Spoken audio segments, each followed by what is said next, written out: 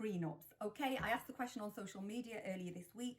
Would you be offended if your fiance asked you to sign a prenup? Lots and lots of different answers, but what I did get was lots of questions on prenup. So here's a short blog answering some of them. First of all, what is a prenuptial agreement? It's an agreement that two parties enter into before a marriage as to what will happen to their assets if they end up getting divorced. They agree how they will split them. What assets can there be? Well, there can be anything. There can be property, there can be business, there can be money in the bank, it can be your cars. If you're expecting an inheritance, for example, you can include that. It can even include pets in your prenup.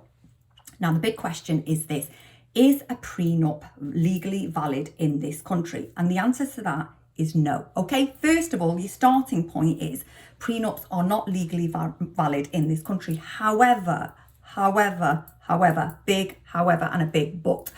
There was a case in 2010 that said if certain criteria are met in relation to the prenup, then the status of prenup is elevated and judges will follow them. Follows on from that, what is the criteria of the prenup that means it will be upheld in this country? And if you're thinking about entering into a prenup, this is the bit that you really need to listen to. Okay, first and foremost, both parties have to have taken independent legal advice on the contents of the prenup before they sign it. So one party can't just draft up a prenup and get the other one to sign it. Both parties have to have taken independent legal advice. It's got to be fair and reasonable. The prenup itself, it's got to be fair and reasonable. And if there's an inequality, put down somewhere the reasons for that as well. It's got to meet the needs of any children of the marriage as well. It can't have an unfair effect on children.